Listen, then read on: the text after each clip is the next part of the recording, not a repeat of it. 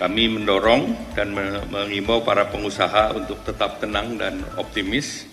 Peristiwa ini tentu merupakan pukulan berat bagi bangsa di tengah upaya membangun ekonomi yang kokoh dan berdaulat, dan tentu bisa dipahami terdapat kekhawatiran serta ketidakpastian yang dirasakan oleh baik itu masyarakat dan juga investor dan pelaku pasar.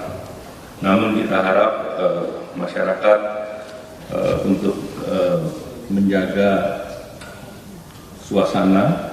Untuk itu izinkan saya bersama dengan Kepala Eksekutif Pengawas Pasar Modal OJK Pak Inarno Jayadi dan Direktur Utama Bursa Efek Indonesia Pak Irman Rahman bahwa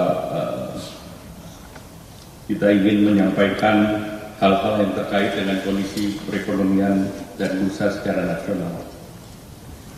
Dari segi fundamental ini menjadi penting karena tentu kita paham bahwa pasar modal ada dua hal penting selain fundamental maupun sentimental, namun ingin ditegaskan bahwa secara fundamental Indonesia mempunyai ketahanan yang solid. Kinerja kuartal kedua mencatat pertumbuhan 5,12% secara year on year, dan dengan indikator utama seperti hari ini kita monitor PMI, Purchase Manager Index Manufacture, ini sudah balik di atas 50%, 51,5%, itu didukung oleh ekspansi output dan permintaan baru yang bulan Juli kemarin di 49,2, sehingga ini sudah berbalik. Dan IHSG kemarin juga momentumnya selama minggu kemarin mencapai all time high. Jadi minggu kemarin kita ketahui di bulan tanggal 25 Agustus indeksnya 7.926 itu menguat 0,87%. Di 28 Agustus 7.952 menguat 0,2%. Dan kemarin pada hari Jumat saat demo besar itu turun 1,53% atau 7.830. Kalau kita lihat juga inflasi terkendali di 2,37%, dan hari ini juga akan dirilis angka inflasi di bulan Agustus, dan ini juga angkanya akan baik, terkendali. Kemudian nilai tukar juga relatif juga stabil di angka 16.490. Ini depresiasi terkait dengan sepanjang tahun sebesar 2,35%. Neraca perdagangan juga konsisten surplus, dan hari ini juga akan keluar angka yang relatif baik. Kemudian konsumsi domestik masih kuat, mobilitas masyarakat tetap tinggi, kenaikan belanja retail baik offline maupun online naik, dan pemerintah terus mendorong stimulus untuk daya beli terutama menjelang nanti Natal dan Tahun Baru. Dan di bulan Agustus ini program diskon 17% di perusahaan-perusahaan retail ini juga berjalan dan menjadi event yang meningkatkan perdagangan. Dari segi investasi kita lihat import barang modal tumbuh kuat di 32,5% di kuartal kedua. Industri positif tadi sejalan dengan PMI adalah tumbuh secara year on year di kuartal kedua 5,08%, artinya ekspansi potensial di kuartal ketiga. Kemudian terjadi perputaran uang dan transaksi di berbagai provinsi menunjukkan tingginya tingkat pertumbuhan dan aktivitas ekonomi secara spasial. Terkait dengan situasi terkini dengan fundamental ekonomi yang solid, pemerintah yakin dampak dan dinamika sosial politik yang terjadi terhadap ekonomi harapannya bersifat jangka pendek, dan pemerintah terus mendorong optimisme untuk jangka menengah dan jangka panjang. Untuk mencapai target pertumbuhan 5-5,2%, pemerintah terus menyiapkan strategi ke depan, di mana semester kedua ini kenaikan investasi diharapkan bisa mencapai di atas 900 triliun. Kita lihat semester 2 ini juga kenaikan barang impor 32,5%, capex dan belanja modal pemerintah di semester 1 sebesar 17,94%, dan stimulus ekonomi yang digelontorkan di semester 1 kemarin besarnya 61 triliun, dan tentu ada beberapa stimulus yang akan didorong juga di semester kedua. Realisasi belanja diharapkan di semester ketiga ini bisa mencapai 25% atau angkanya 694, dan harapannya ini juga menjadi salah satu pendorong pertumbuhan. Nah, program untuk mendorong daya beli dan konsumsi antara lain kredit investasi padat karya, terutama untuk revitalisasi mesin-mesin produksi. Industrinya adalah tekstil, produk tekstil, industri furniture, industri makanan minuman. Kemudian ada stimulus untuk perumahan, yaitu FLPP dari 220.000 menjadi 350.000, PPN ditanggung pemerintah sampai 100% sampai semester kedua, dan kemudian ada bantuan stimulan perumahan swadaya menyasar 41.000 rumah, kemudian program BPJS tenaga kerja terutama untuk para pekerja atau kaum buruh. Kemudian juga ada kredit usaha rakyat khusus untuk sektor perumahan, di mana kredit itu juga akan mendorong sekitar pembangunan 450.000 rumah, besarnya di atas 130 triliun.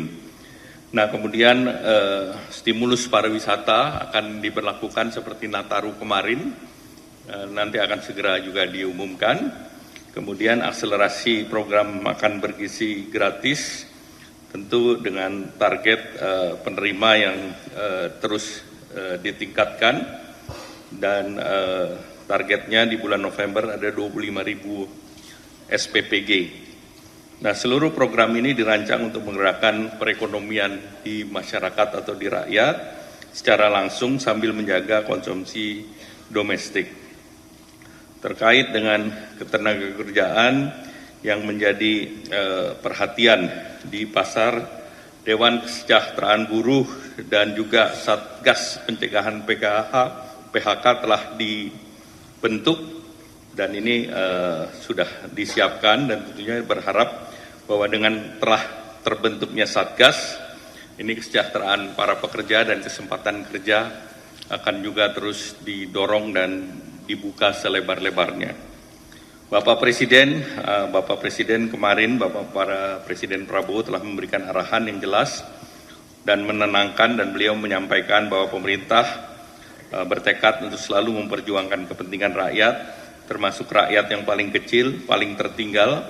Bapak Presiden juga memberikan arah pentingnya persatuan dan kesatuan untuk mengajak kita bersama menjaga persatuan nasional, dan untuk tidak mudah diadu domba.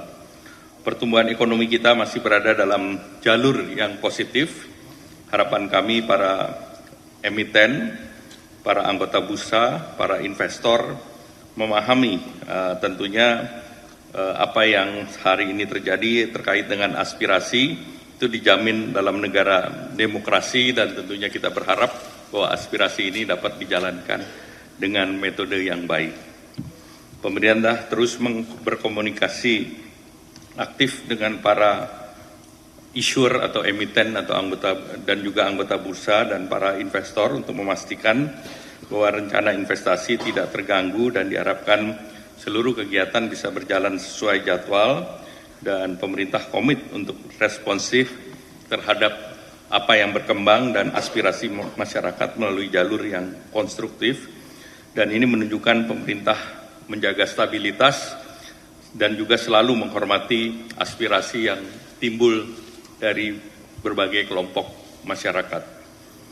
Kami mendorong dan mengimbau para pengusaha untuk tetap tenang dan optimis, dan kami tentu seluruhnya mempunyai tanggung jawab moral kepada bangsa ini untuk mempertahankan roda perekonomian agar penciptaan lapangan kerja dan mereka yang bekerja tetap terjaga, dan lapangan kerja dan kesejahteraan masyarakat tentunya itu menjadi perhatian utama dari pemerintah.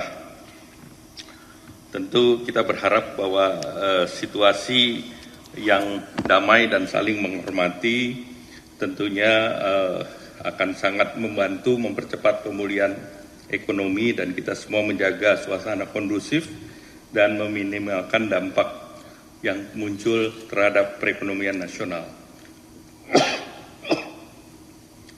Untuk pelaku pasar modal, saya ingin menegaskan bahwa pemerintah mempunyai kapasitas dan komitmen untuk menjaga stabilitas ekonomi. Cadangan devisa hari ini per bulan Juli relatif baik di angka 152 miliar sehingga kegiatan import ekspor relatif terjaga. Sistem perbankan nasional juga sehat. Koordinasi kebijakan fiskal, moneter, dan sektor keuangan dan sektor real berjalan secara sinergis dengan situasi yang cukup fundamental baik, dan kita menjaga agar volatilitas jangka pendek tidak merubah perencanaan perekonomian kita yang positif. Nah, tentu kita semua punya tugas berat. Ini tugas bukan hanya pemerintah tetapi keseluruhan yang Bapak Presiden selalu berbicara mengenai Indonesia Incorporated. Artinya ini seluruhnya harus kita kerjakan bersama, baik pemerintah, perusahaan-perusahaan yang berada di bursa, perusahaan yang di luar bursa, agar kita bisa mempertahankan tenaga kerja yang ada, membuka peluang penyerapan tenaga kerja di depan, dan kita tetap realistis dan juga melihat hal yang mungkin dicapai dengan komitmen penuh agar pertumbuhan, stabilitas, dan kesejahteraan masyarakat tetap terjaga. Demikian, terima kasih. Wassalamualaikum warahmatullahi wabarakatuh.